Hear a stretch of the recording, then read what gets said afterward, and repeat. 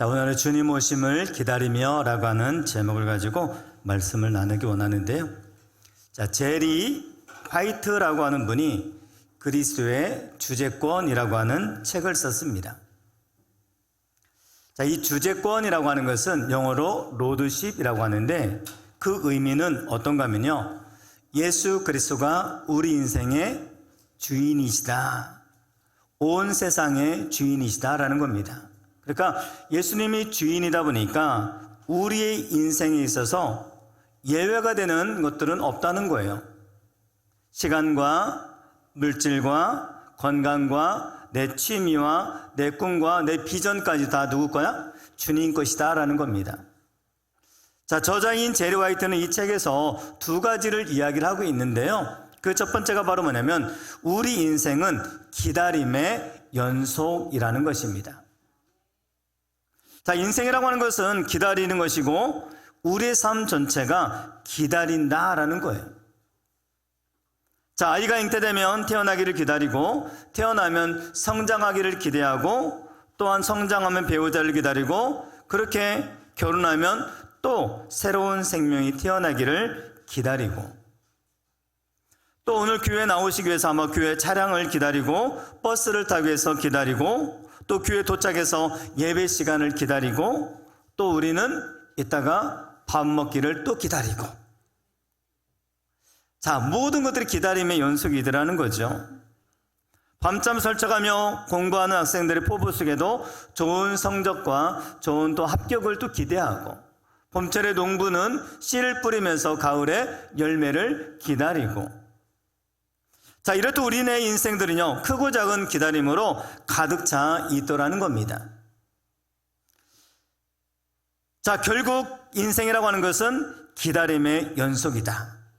자, 두 번째는요, 자, 우리 인생은요, 기다림의 연속이지만 이 기다림이라고 하는 것은 또 다른 하나님의 성품이기도 하다는 겁니다.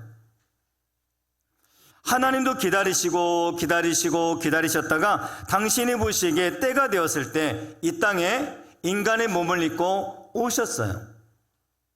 그리고 십자가에 죽으셨어요. 그리고 온 인류를 구원해 내셨던 겁니다. 자, 뿐만 아니라 하나님은 골고루 당신의 백성들을 들어 사용하실 때도 이 기다림의 법칙을 사용하고 있더라는 겁니다.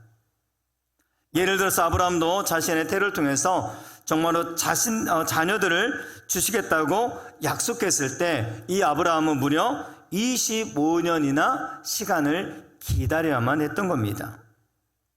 그러나 하나님은 25년을 기다리게 하시고 결국 성취케 하셨던 겁니다.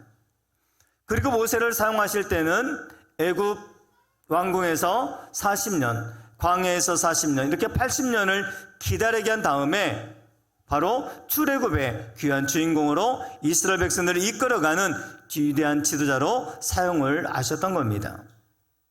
다윗 왕도 사울에게 쫓김을 당하다가 기다리면서 성숙한 인물로 위대한 왕으로 만들어 주셨던 겁니다. 성경 곳곳을 보면 바로 기다림에 대한 이야기로 가득 차 있더라는 거죠. 그렇습니다. 이 기다림은요, 하나님의 성품이기도 하지만 이 기다림을 통해서 하나님은 당신의 백성들을, 당신의 자녀들을 성숙해 하시는 방법으로 사용하고도 계시다는 겁니다. 자, 그러면서 제리 화이트는 이런 이야기합니다. 그리스도인들은 어떤 사람이냐? 바로 기다리는 자이다. 그리스도인은 어떤 사람이냐? 거룩한 기다림꾼이다 라고도 이야기하고 있다는 겁니다.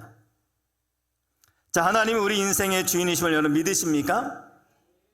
내 시간도 물질도 건강도 내 생명까지도 하나님이 다 가지고 계시다는 사실을 믿는다고 한다면 하나님은 가장 당신이 보시기에 가장 좋은 때에 내 삶에 간섭하셔서 결국은 승리하게 하실 것을 믿으시기 바랍니다.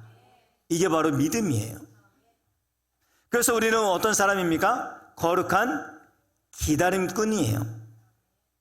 제가 종종 이야기하잖아요. 기다리라 개봉박두.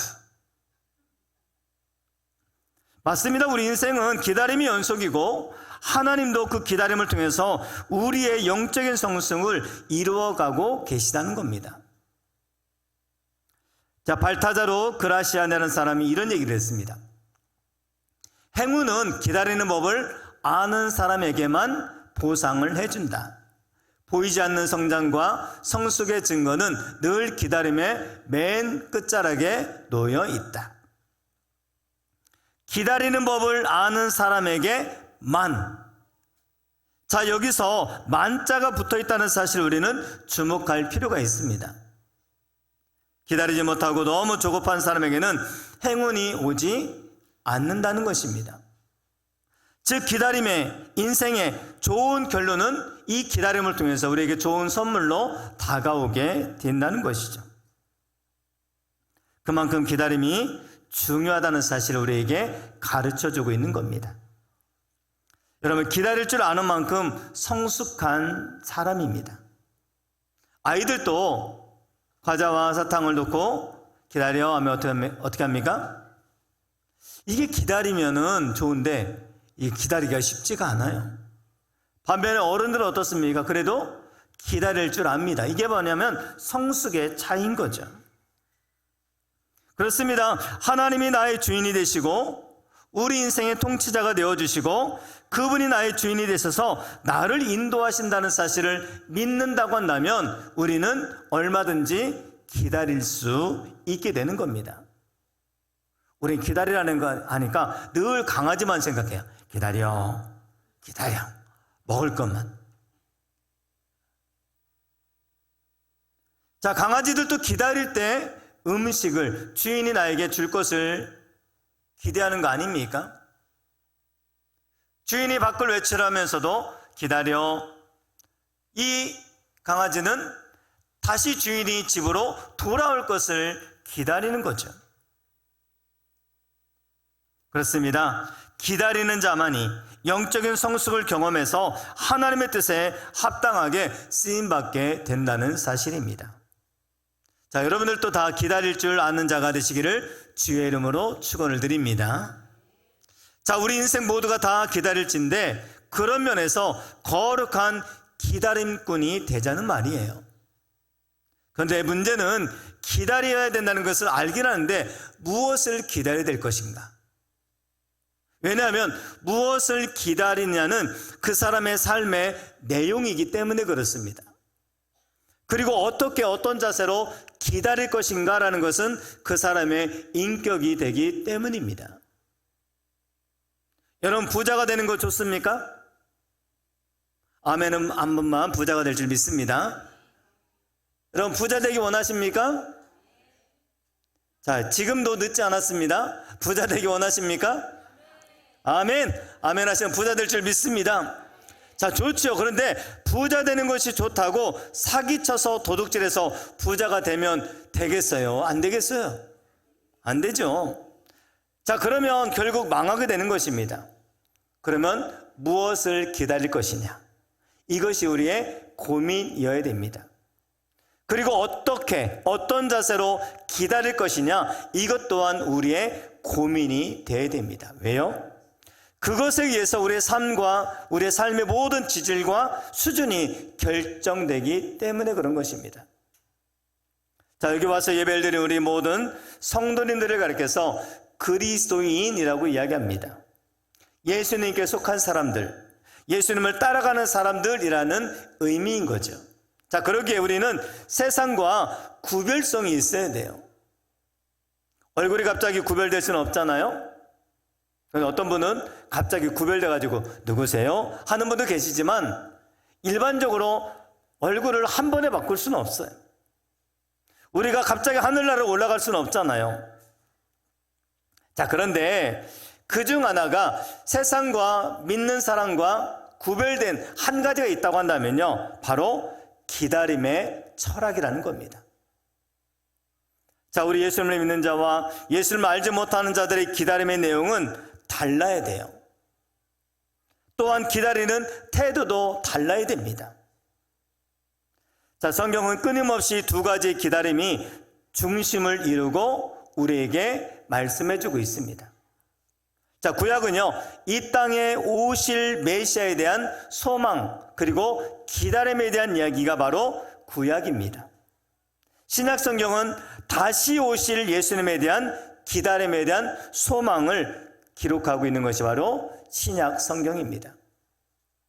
자, 그럼 우리는 무엇을 기다려야 될까요? 그 중심에 누가 있는 겁니까? 예수 그리스도. 그러면 어떤 자세로 기다려야 될까요? 성경이 우리에게 보여주는 그러한 샘플과 그러한 예가 있더라는 겁니다. 자, 예수님 당시 유대인들은요, 메시아에 대한 갈망이 굉장히 뜨거웠습니다. 유대인들은 자신들의 포로 생활 이후에 메시아를 기다리고 있었던 거예요. 이 모든 포로 생활 다 그치게 하고 새로운 세상으로 우리를 이끌어 줄 것이다 라고 하는 메시아 대망 사상. 자, 그런데 구약 이후에 아무런 선지자도 예언자도 나타나지 않았던 겁니다. 그 기간이 무려 400년이었어요. 그래서 우리는 그 기간을 영적 암흑기라고 이야기합니다. 자, 이스라엘 백성들은 오랜 기간 메시아를 기다렸는데 이루어지지 않으니까 그들은 지쳐버리고 말았습니다. 모든 것을 포기해서 정말 포기해가지고 뭐라 할 말이 없는데, 자, 그럼에도 불구하고 그들은 기다리고 또 기다리려고 애를 썼던 겁니다. 마찬가지로 오늘 우리도 이 기다림의 계절인 이 성탄의 계절을 앞두고 있습니다. 자, 우리도 또 다시 한번 이 예수님을 기다릴 줄 알아야 돼요.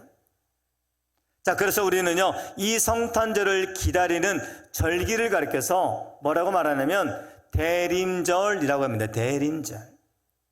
대자는 기다린다는 거예요. 기대한다는 거예요. 림자는 다시 오신다는 겁니다. 자, 이것이 합쳐져서 대림절이라고 이야기합니다. 자, 영어로는 어드벤트라고 하는데요, 이 어드벤트라고 하는 것은 황제가 오는 것을 의미하는 거예요. 황제가 우리 고을에 오신다면 그때 사용되는 단어가 바로 어드벤트라고 하는 단어입니다. 자, 그러면 예수 그리스도께서 이 땅의 왕으로, 이 땅의 구세주로 오시는 것을 기다리는 것, 이것이 바로 대림절이 가지고 있는 의미인 것입니다. 자, 그런데 왜 이 대림절은 왜 이렇게 보라색을 하고 있느냐? 또 오늘 목사님은 왜 보라색 넥타이를 하고 있느냐? 이유가 있습니다. 자, 이 보라색이라는 것은요, 그 당시에 권력과 부의 상징이었어요. 귀족들의, 왕족들의 전유물이었던 겁니다.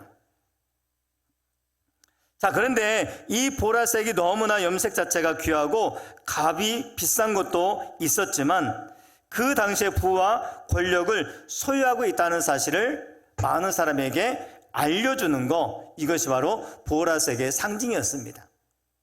자, 그렇다고 제가 보라색 넥타이 맸다고 막 부와 권력이 있다고 얘기하는 것은 아니고요. 자, 그러면서 종교적으로 이것이 다시 한번 참회와 애도를 의미하는 그런 색이기도 했기 때문에 이제는 사순절이나 대림절에 이 보라색을 사용하기도 했던 거예요. 그래서 이 보라색이 등장하기 시작하면은 이제 대림절이, 성탄절이 다가왔구나 라고 많은 사람들이 알 수 있었던 겁니다. 그 당시에는 달력이 없었잖아요. 그러다 보니까 이런 색상을 통해서 절기를 알려주곤 했던 것입니다. 자, 그래서 초도, 양초도 진한 보라색 쭉쭉쭉 해서 마지막에는 하얀 양초가 돼요. 하얀 양초는 바로 예수 그리스도를 상징하는 겁니다. 기다려서 누구를 기다려요? 예수 그리스도를 기다린다라는 의미가 담겨져 있는 것입니다. 자, 그래서 저도 오늘 보라색 넥타이를 하게 된 거예요. 자, 성경을 보면 메시아를 기다리는 수많은 사람들이 많이 등장하고 있는데 오늘 본문에는 두 분의 사람이 등장하고 있습니다. 한 사람은 시몬, 한 사람은 안나라고 하는 여선지자입니다. 자, 예수님의 탄생에 대한 예언은 오래전부터 있었죠. 미가 선지자, 바로 베들레헴에서부터 태어날 것을 예언하셨고요. 다니엘은 예수님이 태어나는 시기를 예언했고, 이사야는 동정녀의 몸에서 나실 것을 예언했습니다. 예레미야는 예수님이 태어날 시간에 수많은 어린아이들이 죽을 것까지도 예언했습니다. 특별히 예수님의 탄생 700년 전에 이사야 선지자는 이렇게 말했던 겁니다. 이사야 9장 6절입니다. 이는 한 아기가 우리에게 낳고 라고 이야기합니다. 자, 여러분, 지금 이사야는요, 오래전 700년 전 사람 아닙니까? 그러면 우리에게 낳을 것이요, 날 것이요 라고 얘기해야 되는데, 어떻게 해요? 지금 우리에게 낳고 라고 이야기합니다. 아니, 700년 후에 일어날 일인데 확증하는 거예요. 확실한 예언을 이야기하고 있는 것입니다. 예수님의 태어남은 태어날 수도 있고 태어나지 않을 수도 있고 하는 그런 희미한 사건이 아니라 분명히 태어나는 정확한 확신하는 사건이라는 것을 성경은 보여주고 있는 것입니다. 자, 예수님의 탄생은 우리 온 인류 역사에 BC와 AD, 비포 크라이스트, 아노 도미노, 예수 그리스도 전과 예수 그리스도 후로 바꾸는 위대한 역사의 주인공이기도 하신 겁니다. 그래서 우리는 역사를 가리켜서 영어로 히스토리라고 그러잖아요. 히스토리. 히스토리. 히가 누굴까요? 그분의 이야기. 하나님에 대한 이야기, 예수님에 대한 이야기. 그게 바로 역사인 것입니다. 자, 이렇게 역사를 가늠하는 중요한 분이 태어났음에도 불구하고 사람들은 몰랐어요. 유대인들은 예수님에 관해서 관심이 없어도 너무 없었습니다. 그렇게 구약의 예언자들이, 선지자들이 예언했음에도 불구하고 그들은 전혀 몰랐던 거죠. 자, 그런데 예수님은 그 메시아로 초라한 마국간에 태어나셨습니다. 그러다 보니 아무도 몰랐던 거죠. 온 세상과 역사를 뒤바꿀 수 있는 분을 아무도 알지 못하고 있었던 것입니다. 자, 그 당시에 어떤 황제가 태어나면 온 세상이 다 떠들썩했습니다. 자, 그런데 정말로 온 인류의 왕의, 만왕의 왕이신 예수님이 태어났음에도 불구하고 세상은 잠잠했던 것입니다. 자, 요즘도 마찬가지잖아요. 이제 크리스마스 시즌이라고 우리가 앞두고 있는데 그들은요, 예수님에 대해 별 관심이 없습니다. 선물에는 관심이 있고 파티에는 관심이 있지만 정작 크리스마스의 주인공이신 예수님에 대해서는 별다른 관심이 없다는 겁니다. 오늘 우리 그리스도인들만이라도 성탄의 주인공이신 예수님을 기대하고 성탄의 주인공이신 예수님을 기뻐하고 축하할 수 있는 우리 모든 성도 되기를 주님의 이름으로 부탁을 드립니다. 자, 예수님은 가난한 가정에 태어나셨어요. 얼마나 가난했느냐? 원래 어린아이가 태어나면 40일째 되는 날에는요, 성전에 올라가서 소를 잡았습니다. 가난한 사람들은 양을 잡았습니다. 정말로 가난한 사람들은 비둘기를 잡은 거예요. 자, 그러면 요셉과 마리아는 너무나 가난해서 비둘기를 잡아서 드렸던 겁니다. 자, 예수는 왜 이렇게 가난하게 태어나셨을까요? 성경은 이렇게 말씀하고 있습니다. 우리 주 예수 그리스도의 은혜를 너희가 알거니와 부유하신 이로써 너희를 위하여 가난하게 되심은 그의 가난함으로 말미암아 너희를 부유하게 하려 하심이라. 우리를 부유하기 위해서 가난하게 태어나셨다는 거죠. 예수님 모든 가난을 짊어지시고 가셨던 겁니다. 그러게 여러분들은 다 부유하시기 바랍니다. 자, 아멘 하신 분만 부유할 줄 믿습니다. 끝까지 안 하시는 분들은 그냥 가난하게 사실 겁니까? 자, 지금이라도 아멘 하신 분은 부자가 될 줄 믿습니다. 자, 물질적으로도 부유하고요, 영적으로도 부유해야 되고, 정서적으로도 부유하고, 자, 여러분 마음으로 풍성한 삶을 사실 수 있기를 주님의 이름으로 축원을 드립니다. 자, 그러면 첫 번째 기다렸던 사람, 바로 시몬입니다. 시몬. 자, 오늘 시몬에 대해서 성경은 이렇게 이야기하고 있습니다. 예루살렘에 시몬이라는 사람이 있으니 이 사람은 의롭고 경건하여 이스라엘의 위로를 기다리는 자라. 예수님은 율법에 따라서 태어난 지 40일 만에 성전에 올라가게 됩니다. 만왕의 왕이신 예수님이 성전에 들어왔지만 아무도 몰라봤어요. 누구조차도, 제사장들조차도, 서기관들, 랍비들 다 몰랐습니다. 당시 성전에는 당시 제사를 드리러 온 사람들로 붐비고 있었지만 아무도 예수님을 알아보는 사람이 없었던 겁니다. 마찬가지로 오늘날 수많은 사람들이 교회에 오고 수많은 사람들이 예배를 드리고는 있지만 이 자리에 임재해 계시는 주님을 알지 못하고 그냥 돌아가는 사람들이 너무 많다는 거예요. 두세 사람이 내 이름으로 모인 곳에 예수님이 계시다고 말씀하고 계십니다. 그렇다면 이 자리에 예수님이 함께 계심을 믿습니다. 이 자리에 우리와 함께 하시는 그 주님을 볼 수 있게 되기를 주의 이름으로 축원을 드립니다. 남들이 볼 수 없는 것을 볼 수 있는 자가 진정한 하나님의 사람들인 거예요. 자, 시몬이라는 노인은 아기 예수를 보자마자 한 번에 알아봤어요. 아니, 어떻게 그렇게 알아볼 수 있었을까요? 그렇게 알아본 것에 대해서 성경은 몇 가지 이야기합니다. 첫 번째로요, 시몬은 남들이 볼 수 없는 것을 보는 눈을 가졌어요. 그 당시 제사장들도, 서기관들도, 랍비들도 다 알지 못하는 상황이었지만 이 시몬만큼은 영적인 눈이 열려 있다 보니까 바로 예수님을 알아보게 됐던 것입니다. 여러분, 그 당시에 이 아기 예수와 함께 올라왔던 마리아와 요셉은 남루한 옷을 입고 있었을 겁니다. 그런데 사람들이 뭘로 볼까요? 외면으로만 아마 평가했을 겁니다. 자, 그렇지만은 남루한 옷에 쌓여 있는 아기 예수를 보자마자 그분이 바로 메시아임을 한 번에 알아보았던 거죠. 어떻게 알았을까요? 옷을 보고요? 아니면 여기에 무슨 빛이 났을까요? 아닙니다. 자, 오늘 이 15절을 다시 한번 보면 예루살렘에 시몬이라는 사람이 있으니 라고 이야기합니다. 시몬은 사람이 있으니. 자, 그리고 나서 뭐라고 말하면 그는 의롭고 경건했다라고 이야기합니다.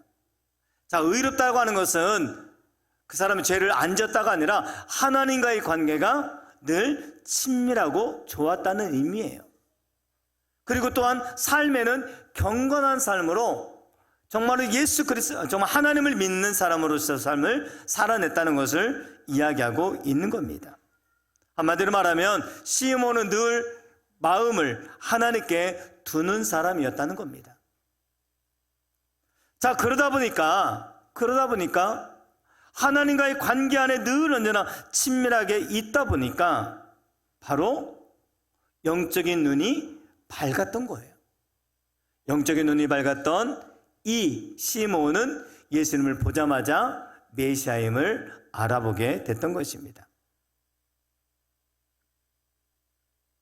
사랑하는 여러분 하나님 앞에 여러분이 영안이 활짝 열려진 은혜가 있기 바랍니다. 하나님과의 관계가 더 깊어지게 되기 바랍니다. 특별히 2024년 성탄절을 앞두고 있는데 여러분의 눈이 열려져서 성탄의 주인공이신 예수님을 다시금 만나고 볼 수 있는 은혜가 있기를 주님의 이름으로 축원을 드립니다. 자, 그러면서 이 시몬에 대해서 성경은 뭐라고 말하냐면 이스라엘의 위로를 기다리는 자라고 이야기합니다. 이스라엘 위로가 뭘까요? 유대인들에게는요, 메시아를 기다리는 것, 즉 메시아가 그들에게 가장 큰 위로였던 겁니다. 그러면 시몬은 누구를 기다렸던 겁니까? 바로 예수님을 기다렸던 거죠. 여러분에게 가장 큰 위로가 무엇입니까? 뭐니 해도 뭐입니까? 아니면 여러분의 자녀들입니까? 나에게 힘을 실어주는 어떤 권력과 명예입니까? 여러분들은 예수님이 가장 큰 위로가 되실 수 있게 되기 바랍니다. 한번 따라서 볼까요? 예수님이 나의 가장 큰 위로입니다. 자, 이 내가 메시아를 보기를 원합니다 하면서 늘 기다린 거예요. 그래서 하나님의 위로를 기다렸다라고 이야기합니다. 우리 위로자 되신 하나님 예수님이 여러분에게 임함을 통해서 마음의 상처도 위로해 주시고 육체의 연약함도 위로해 주시고 또 환경도 위로해 주실 때 회복해 하심의 은혜가 있을 줄 믿습니다.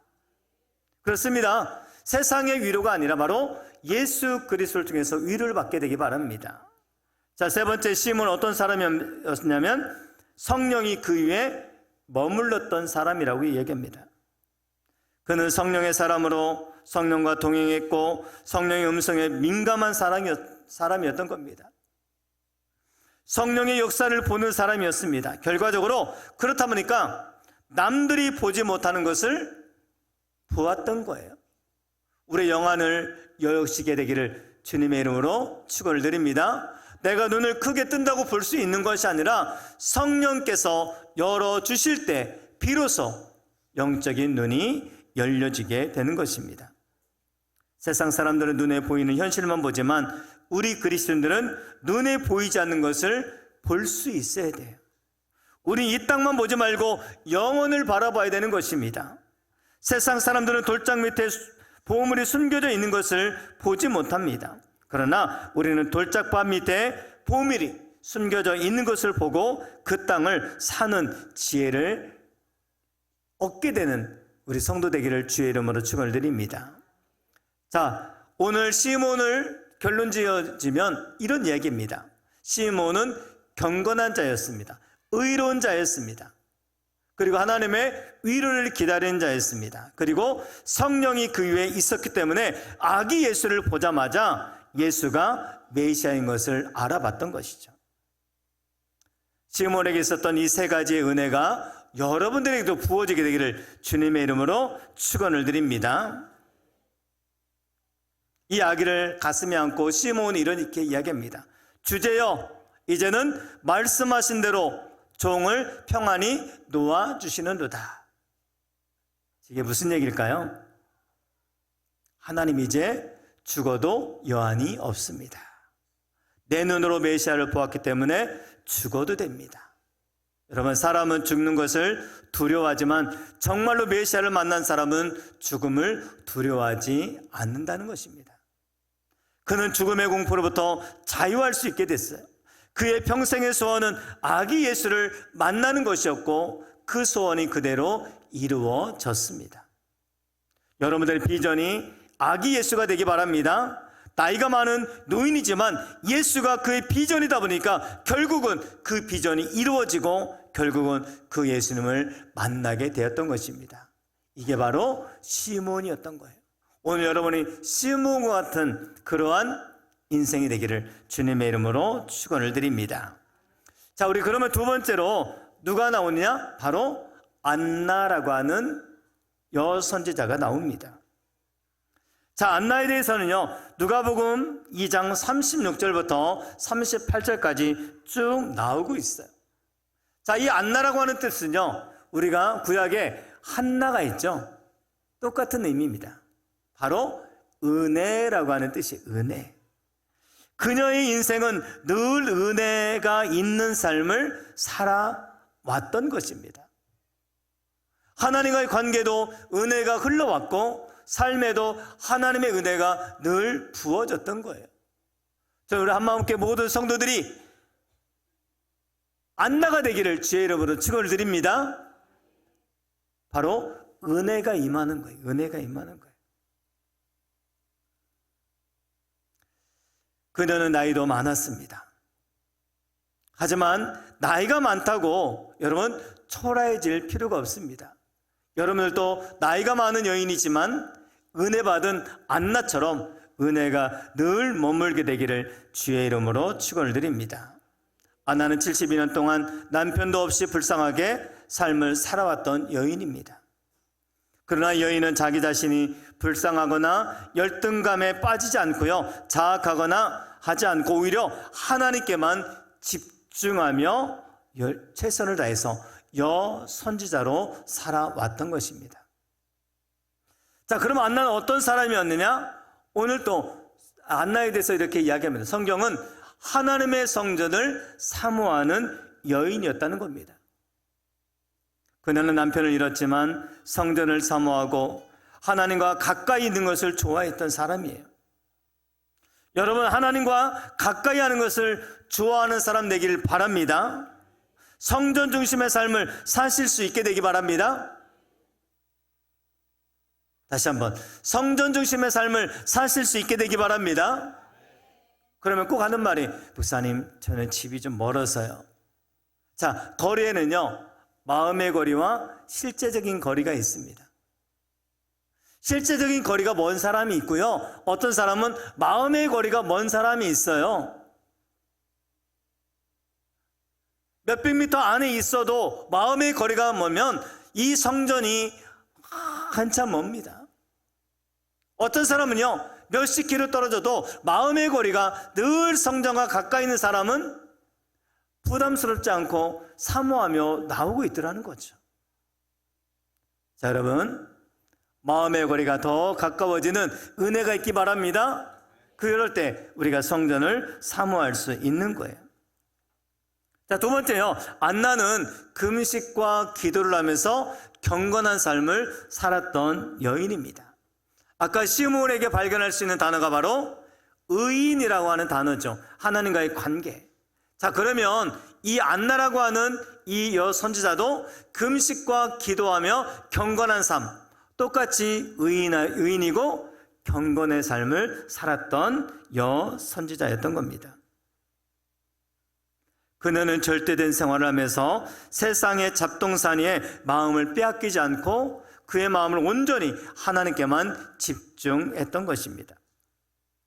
보통 여성 같으면 남편을 일찍 여의고 72년을 혼자 살아왔다면 인생을 한탄할 수도 있었을 겁니다. 아이고, 지지리도 팔자가 사납다고. 자, 그러나 안나는 오히려 성전에 가서 기도하면서 능력을 받아서 여선지자가 됐던 것입니다. 강력한 능력을 나타내는 삶, 하나님께 쓰임받는 삶을 살아냈던 것이죠. 자, 세 번째, 안나는 시므온처럼 또한 성령에 민감한 사람이었기 때문에 아기 예수를 이 안나도 보자마자 메시아임을 한 번에 알아봤던 겁니다. 이 여인의 가장 큰 기쁨은 예수를 만나는 것이었습니다. 이 믿음의 여인이 아기 예수를 만났을 때 기쁨을 여러분 상상해 보시기 바랍니다. 늘 집중하며 삶을 살아왔던 그 예수님, 그 메시아된 예수님을 만나니까 삶의 기쁨이 넘쳐났을 줄 믿습니다. 온 인류의 역사를 바꿀 분, 그분이 지금 자기 손안에 안겨 있는 거예요. 그녀는 이 아기를 보자마자 아기에 대해서 이렇게 이야기합니다. 마침 이때 나와서 하나님께 감사하고 예루살렘의 속량을 바라는 모든 사람에게 그에 대하여 말하니라. 예수를 보자마자 여인의 입술이 열렸던 거예요. 우리가 기다리던 메시아가 구세주가 오셨다는 거예요. 그렇게 외쳤던 겁니다. 이 아기를 만남으로 이 여인의 72년의 외로움의 모든 인생의 그 외로움들은 다 사라지게 됐던 것입니다. 이 아기를 통해서 만족과 행복과 기쁨을 얻을 수 있게 됐던 겁니다.